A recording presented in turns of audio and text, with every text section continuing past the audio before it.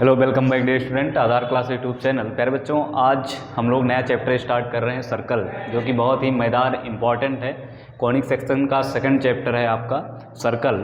Clear है? जो कि आपने बचपन में भी क्लास 10th में भी सीखा है इसको। आज हम लोग इसमें डिटेल डिस्कशन करेंगे। क्लियर है? तो आज के लेक्चर में हम लोग इसके डिफिनीशंस लेंगे और वेरियस फॉर्म ऑफ सर्कल की इक्वेशन देखेंगे, प्लस इक्वेशन ऑफ टेंजेंट देखने वाले हैं। क्लियर है? तो क्लास 11 के लिए बहुत ही इंपॉर्टेंट है ये, खासकर जेईई मेन और JEE advance point of view से। क्लियर है? तो आओ स्टार्ट करते हैं भाई। सर्कल सर्कल होता क्या है भाई, ध्यान समझेंगे। तो पहले हम लोग बात कर लेते हैं इसके डिफिनीशन की कि सर डिफिनीशन क्या है इसका। डिफिनीशन, पहले बच्चों डिफिनीशन की अगर हम लोग बात करें तो it is a locus of a point, ध्यान से समझेंगे। It is a locus of a point which moves such that its distance from a fixed point is always constant। Clear है? ध्यान समझेंगे। सर्कल क्या होता है? It is a locus of a point which moves such that its distance from a fixed point is always constant। ये इस तरीके का लोकस होता है एक पॉइंट का कि वो इस तरीके से मूव करेगा कि उसका डिस्टेंस एक फिक्स पॉइंट से हमेशा क्या होगा? कांस्टेंट होगा। हमेशा क्या होगा प्यारे बच्चों? कांस्टेंट होगा। यही होता है क्या? Definition of circle. क्लियर है? अब उस फिक्स पॉइंट को क्या बोलते हैं? सेंटर। और उस फिक्स डिस्टेंस को क्या बोलते हैं? Radius of circle. क्लियर है? तो ध्यान से एक बार दोबारा सुने। It is a locus of a point which move such that it's distance from a fix point is always constant. This fix point is called centre and fix distance is called radius of the circle. Clear है? अब यहाँ पे समझने वाली बात ये है sir कि यहाँ पे सर कोई भी इक्वेशन ऑफ सर्कल लिखने के लिए हमें क्या चाहिए? तो प्यारे बच्चों, किसी भी सर्कल की इक्वेशन लिखने के लिए आपको चिड़िया की आंख सिर्फ क्या दिखना चाहिए? सेंटर और रेडियस। और चाहे जहाँ से मिल जाए, सेंटर मिल जाए और रेडियस मिल जाए सर, हम इक्वेशन ऑफ सर्कल निकाल देंगे। तो प्यारे बच्चों, अगर हम लोग अल्फा कामा बीटा सेंटर मान लेते हैं और रेडियस आर मान लेते हैं और इस पॉइंट पी को एक्स कामा वाई मान लेते हैं, तो ये इस तरीके से मूव करेगा कि एक्स माइनस अल्फा का whole square plus y minus beta का whole square is equal to क्या आर आएगा का अंडर रूट, और अगर दोनों तरफ स्क्वायर कर देंगे तो क्या ये आ जाएगा। यही है क्या प्यारे बच्चों? Equation of circle. X square plus y square, sorry x minus alpha का whole square plus y minus beta का whole square equal to r square. Clear है? जिसका सेंटर अल्फा बीटा है और उसका रेडियस क्या है? आर। क्लियर है? तो इक्वेशन ऑफ सर्कल हमने लिखना सीख लिया। और इक्वेशन ऑफ सर्कल के लिए क्या इंपॉर्टेंट है? सेंटर और रेडियस। क्लियर है प्यारे बच्चों? तो इसको नोट करें आप लोग। और हम लोग बात करने वाले हैं जनरल इक्वेशन ऑफ कोनिक का, और उसमें हम लोग देखेंगे कि ऐसा क्या हो जाए कि जनरल इक्वेशन ऑफ कोनिक आपका क्या कहलाए? सर्कल की इक्वेशन कहलाए। तो प्यारे बच्चों, आपको याद होगा कि जनरल इक्वेशन ऑफ कोनिक जो होता है वो x square plus y square plus 2gx plus 2fy plus 2hxy 2hxy plus c equal to 0। ये प्यारे बच्चों जनरल इक्वेशन ऑफ कोनिक है। यही आपका पैराबोला है, यही स्ट्रेट लाइन है, यही हाइपरबोला है, यही इलिप्स है। क्लियर है? और यही सर्कल है। प्यारे बच्चों, इन सिचुएशन में अगर ax square plus by square, अगर a बराबर b हो जाए, a बराबर क्या हो जाए? b हो जाए, और h बराबर क्या हो जाए? 0 हो जाए, तो इन दैट सिचुएशन ये जो सर्कल आपका ये जो कोनिक की इक्वेशन है वो क्या कहलाएगी? सर्कल की इक्वेशन। क्लियर है प्यारे बच्चों? तो यहाँ पे a बराबर b बराबर प्यारे बच्चों जनरली हम लोग 1 ले लेते हैं। ठीक है? वैसे भी अगर 1 ना होता 2 हो जाए 3 हो जाए तो उसे डिवाइड मानना पड़ेगा, लेकिन जनरली आप तो यही दिमाग में रखो कि a बराबर b बराबर क्या होना चाहिए? 1 होना चाहिए। ठीक है? अब यहाँ से तो हमारे पास निकल के आई sir x square plus y square plus 2gx plus 2fy plus c equal to 0। तो ये इक्वेशन है प्यारे बच्चों जनरल इक्वेशन ऑफ सर्कल। अब हम लोग जनरल इक्वेशन ऑफ सर्कल में सेंटर और रेडियस निकालना सीखेंगे, क्योंकि इस वाले इक्वेशन में तो आपको पता है, जैसे मैं एक सिंपल सा सवाल आपके सामने रखूं कि x माइनस 2 का whole square plus y minus 3 का whole square is equal to 25, और आपसे पूछूं कि रेडियस बताओ और सेंटर बताओ, तो आप सेंटर कहोगे सर 2 कामा 3 सेंटर होगा और रेडियस कितना होगा? 5 होगा। ठीक है? लेकिन अगर इस फॉर्म में इक्वेशन ऑफ सर्कल गिवन है तो फिर हम कैसे रेडियस और सेंटर बताएंगे? तो जाहिर सी बात है, इससे हम कंपेयर करेंगे और कंपेयर करते हैं और समझते हैं और वो फार्मूला ड्राइव करेंगे और उस फार्मूले को याद भी करेंगे हम लोग। क्लियर है? तो इसको इरेज करने जा रहा हूँ प्यारे बच्चों, और जस्ट उसके बाद हम लोग आगे बढ़ने वाले हैं। ठीक है? आ जाओ,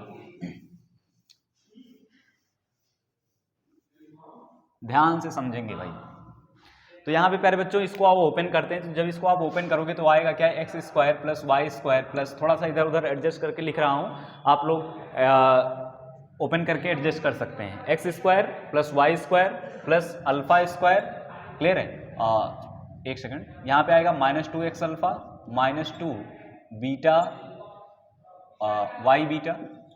Y beta plus alpha square plus beta square plus -r² equal to 0। Clear है? इसको जब आप प्यारे बच्चों ओपन करोगे तो देखोगे आएगा क्या, x² plus alpha square -2x alpha, तो x² plus alpha square -2x alpha, इसको थोड़ा सा एडजस्ट करके लिख दिया हूँ। प्यारे बच्चों यहाँ पे ऐसा नहीं लग रहा कि अगर हम लोग जनरल इक्वेशन ऑफ सर्कल से कंपेयर करें, यहाँ पे कंपेयर करें तो ऐसा नहीं लग रहा है कि सर यहाँ पे x का कॉफिशिएंट क्या सेम होना चाहिए, बोलो सेम होना चाहिए क्या? यस, तो यहाँ पे -2 अल्फा बराबर क्या होना चाहिए भाई, 2g की। क्लियर है? -2 अल्फा बराबर किसके होने चाहिए, 2g के। तो यहाँ से g अल्फा बराबर क्या आ जाएगा, -g। ऐसे ही -2 बीटा बराबर f होना चाहिए, 2f होना चाहिए, तो बीटा बराबर क्या आ जाएगा, -f आ जाएगा। इसका मतलब ये समझ में आया सर कि जनरल इक्वेशन ऑफ सर्कल में जो सेंटर आएगा वो आएगा -g, -f। क्लियर है? रात को 12 बजे भी याद होना चाहिए कि जनरल इक्वेशन ऑफ सर्कल में जो सेंटर आएगा वो कितना होगा, -g, -f। ठीक है? तो अगर सेंटर पता है प्यारे बच्चों, तो अब हम लोग बात करने वाले हैं कि इसका रेडियस कैसे कैलकुलेट करेंगे। क्लियर है? तो यहाँ पे आओ थोड़ा सा कंपैरिजन करते हैं कि यहाँ से क्या मैं बोल सकता हूँ कि इस इक्वेशन में α² प्लस β² माइनस r² की वैल्यू किसके बराबर होगी, c के बराबर होगी। तो यहाँ से आओ थोड़ा सा इसको इरेज करता हूँ, उसके बाद यहाँ पे हम लोग निकालना देखते हैं। बहुत मजेदार कॉन्सेप्ट है ये, फील करेंगे। यहाँ से देखें भाई, α² plus β² minus r² equal to c, तो यहाँ से आपके r² की वैल्यू कितनी आ जाएगी, α² प्लस β² माइनस c, तो यहाँ से r की वैल्यू क्या आ जाएगी, √α² प्लस β² माइनस c। क्लियर है? यहाँ पे प्यारे बच्चों अल्फा -g है और बीटा कितना है, -f है, तो r की वैल्यू कितनी आ जाएगी, √g² plus f² minus c। तो ये चीज़ आपको याद होना चाहिए। अगर किसी circle, general equation of circle लिखा हुआ है, अगर उसका सेंटर -g, -f है, क्लियर है, और तो उसका रेडियस जो आएगा वो कितना आएगा, g² plus f² minus c, अगर इस फॉर्म में इक्वेशन ऑफ सर्कल लिखा हुआ है तो। क्लियर है? तो इसको नोट करें, उसके बाद इस पर मैं कुछ प्रॉब्लम देता हूं आपको जो कि आपको सॉल्व करना है। आ जाएं भाई जल्दी।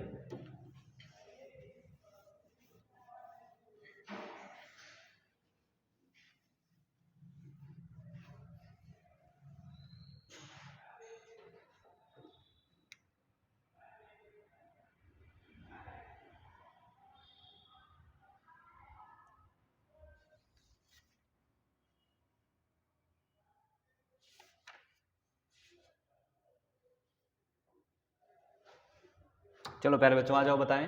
x² plus y² minus 10x plus 10x minus 6y plus 9 equal to 0, ये गिवन है आपके सामने। आपको इसमें ये बताना है सेंटर एंड रेडियस। क्या बताना है? Centre and radius. तो प्यारे बच्चों यहाँ पे सेंटर की अगर बात करें तो आपने अभी देखा है कि सर जब कंपेयर करेंगे हम जनरल फॉर्म से, तो x² plus y² plus 2gx plus 2fy plus c equal to 0, sir यही आएगा। तो यहाँ से 2g बराबर कितना आ जाएगा, 10, और 2f बराबर कितना आ जाएगा, -6, तो g बराबर आ जाएगा 5 और f बराबर कितना आ जाएगा, -3। और आपको पता है -g का -f सेंटर होता है, तो -g कहने का मतलब ये हुआ -5 और -f कहने का मतलब हुआ 3। तो ये तो आपका क्या हो गया, सेंटर। और रेडियस अगर पूछा हुआ है तो रेडियस आप जानते हो कितना होता है, g² plus f² minus c, तो g² कितना हो जाएगा 25, f² कितना हो जाएगा 9, माइनस c कितना हो जाएगा 9, -9, तो आंसर कितना आ जाएगा 5। क्लियर है? तो ये छोटा सा एग्जाम्पल दिया हूँ आपको जिसको आप सॉल्व कर सकते हो। इस पे बहुत सारे प्रॉब्लम्स हैं जो आप बना सकते हो। तो इतनी सी बात सर हमें समझ में आई कि पहला चीज़ जनरल इक्वेशन ऑफ सर्कल क्या होता है sir, x² plus y² plus 2gx plus 2fy plus c equal to 0। इसमें सर सेंटर के कोऑर्डिनेट आते हैं -g, -f। रेडियस जो होता है वो √g² plus f² minus c होता है। क्लियर है? तो इतनी बात हमें समझ में आ चुकी है। और इतनी बात आपको समझ में आई है तो चलो और वेरियस फॉर्म ऑफ सर्कल की इक्वेशन हम लोग देखने वाले हैं। ठीक है, ये तो था आपका जनरल इक्वेशन ऑफ सर्कल। अब हम लोग बात करने वाले हैं यहाँ पे diametric form of circle, diametric form. तो जाहिर सी बात है डायमेट्रिक फॉर्म ऑफ सर्कल अगर बोला है तो वहाँ पे डायमीटर के आपको दो इंड पता होंगे। क्लियर है। अगर दो इंड आपके डायमीटर के पता हैं तो आओ हम लोग समझते हैं कि कैसे इक्वेशन ऑफ सर्कल हम लोग निकाल सकते हैं। अब आपके दिमाग में सवाल ये आ रहा होगा कि सर अगर डायमीटर के दो इंड पता है तो वैसे भी हम लोग इक्वेशन ऑफ सर्कल निकाल सकते हैं। ध्यान समझेंगे यहाँ पे। प्यारे बच्चों हेडिंग डाल लें diametric form of circle, diametric form of circle. प्यारे बच्चों यहाँ पे अगर आपको डायमीटर के दो इंड पता है, क्लियर है, एक इंड है आपका x1 y1 और एक इंड है q x2 y2, बहुत मजेदार, ठीक है।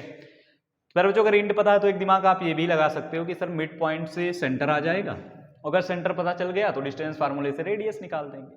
लेकिन उससे भी आसान मैं आपको बताता हूँ, क्लियर है, वहाँ पे आपको डिस्टेंस फार्मूला लगाना पड़ेगा, मिड पॉइंट निकालना पड़ेगा, थोड़ा सा काम बढ़ जाएगा। लेकिन एक और अब मैं आपको बेहतर तरीका बताता हूँ, उससे आप और आसानी से निकाल सकते हो, ठीक है। और उससे अगर याद कर लोगे तो आपको फायदा भी मिलेगा। कैसे फायदा मिलेगा वो हम अभी क्वेश्चन करेंगे, फिर आपको मजा आ जाएगा। देखें ध्यान से। फिर बच्चों एक बात बताओ मुझे कि क्या ये पॉइंट मान लेते हैं आर है, वो इस तरीके से मूव करेगा एच कामा के, क्लियर, एच कामा के का अगर लोकस की बात करें तो इस तरीके से मूव करेगा कि इनके बीच का जो एंगल होना चाहिए हमेशा क्या होना चाहिए, 90 डिग्री, हमेशा इस तरीके का लोकस होगा। तो ऐसा नहीं लग रहा है कि सर ये ऐसा मूव करे कि इसके स्लोप और इसके स्लोप का जो प्रोडक्ट हो कितना हो, -1 हो। तो एच कामा के लेने से बेटर है कि हम लोग एक्स कामा वाई ले लें, ठीक है, क्योंकि बाद में एच कामा के को एक्स कामा वाई से रिप्लेस ही करना है। तो यहाँ पे प्यारे बच्चों एक बात बताओ, क्या इसका स्लोप कितना आ जाएगा, y - y2 divide by x - x2 into ये कितना आ जाएगा भाई, y - y1 divide by x - x1 equal to क्या, -1 होना चाहिए। बिल्कुल सर। यहाँ से थोड़ा सा और सॉल्व कर लें आप, तो y - y1 into y - y2 और उधर आएगा क्या, x - x1 x - x2 minus के साथ आएगा, इधर ले आएंगे तो plus of x - x1 into x - x2 equal to 0। Clear है, कितना आसान सा है ये डायमेट्रिक फॉर्म, क्लियर है। तो थोड़ा सा और अच्छे से लिख सकते हो आप कि x - x1 x - x2 पहले लिख सकते हो और y - y1 y - y2 बाद में लिख सकते हो। तो कितना आसान हो जाएगा आपके लिए कि x - x1 plus y1 sorry x - x1 into x - x2 plus y - y1 y - y2 equal to 0, diametric equation of circle, ठीक है। बोलो बोलो बोलो, क्या आसान है, यस। चलो अगर इतनी सी बात आपको समझ में आई है तो हम लोग थोड़ा सा आगे बढ़ते हैं और फॉर्म की बात करते हैं यहाँ पे। तो यहाँ पे प्यारे बच्चों एक क्वेश्चन हम लोग इस पे कर लेते हैं, क्लियर है, एक क्वेश्चन आसान सा कर लेते हैं, इस पे इरेज कर रहा हूँ। तो क्वेश्चन ये है, find equation of circle whose diametric end are, whose diametric ends are 1, 0 and 0, 1. Find equation of circle whose diametric ends are 1, 0 and 0, 1. 1, 0 and 0, 1. Clear. तो प्यारे बच्चों डायमेट्रिक इंड अगर ये है तो क्या मैं तुरंत बोल सकता हूँ x - x1, x1 कितना है 1 into x - x2 x - 0 plus y - 0 into y - 1 equal to 0। तो यहाँ से कितना आ जाएगा बता दो मुझे, x² - x plus y² - y equal to 0, यानी यहाँ से x² plus y² - x - y equal to 0। ये आ जाएगी आपके सामने इक्वेशन ऑफ सर्कल। कितना आसान है diametric form of equation of circle लिखना, ठीक है। तो बस डायमीटर के दो इंड पता हो, आप जल्दी से बता सकते हो। बोलो क्लियर है क्या?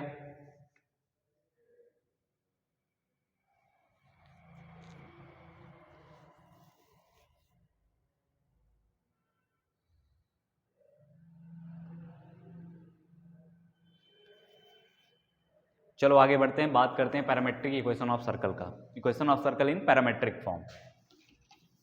आए देखें भाई जल्दी से, equation of circle in parametric form.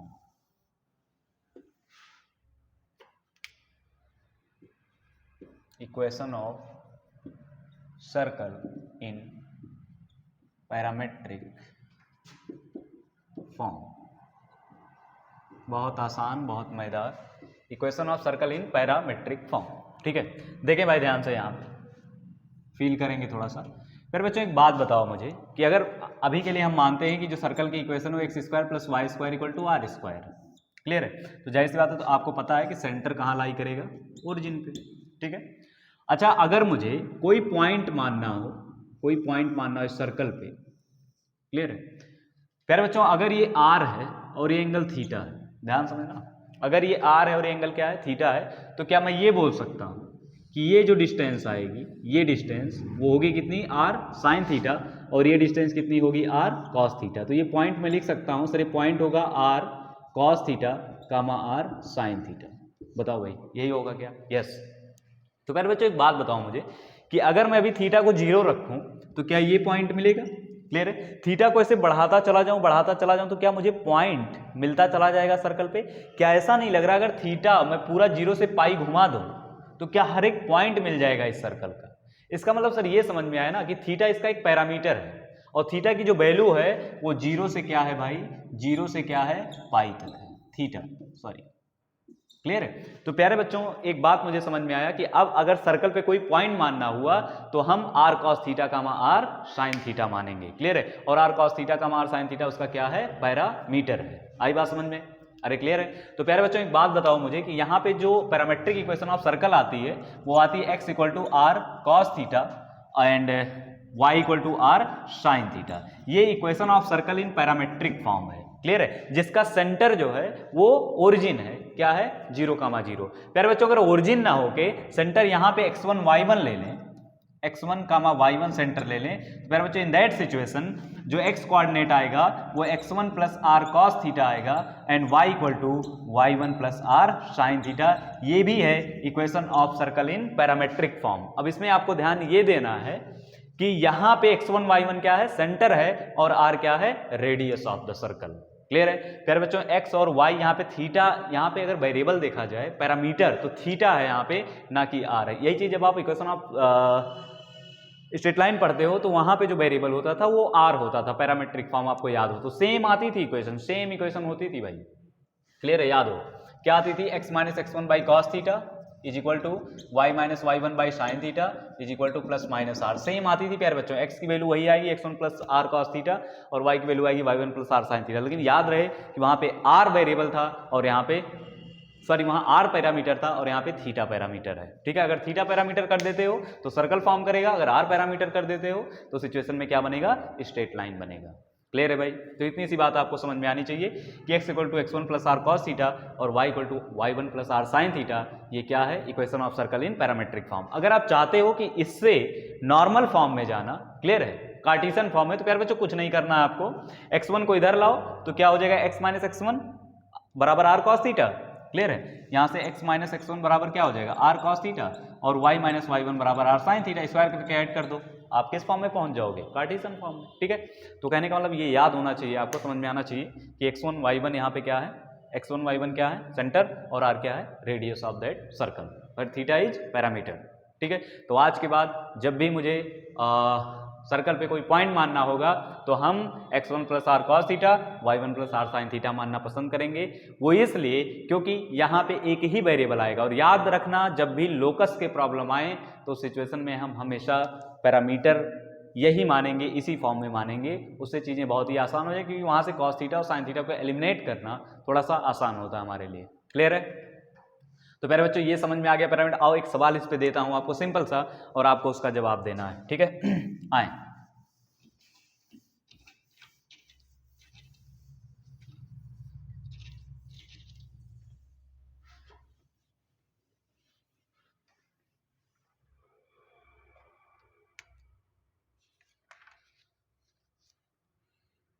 Find centre and radius of the circle, find center and radius of the circle x equal to -1 plus 2 cos theta and y is equal to 3 plus 2 sin theta। प्यारे बच्चों यहाँ पे सवाल ये है find centre and radius of the circle. तो प्यारे बच्चों अभी हमने जस्ट देखा था कि यहाँ पे -1, 3 क्या होगा, सेंटर होगा, और रेडियस कितना आएगा, रेडियस कितना आएगा, 2 आएगा।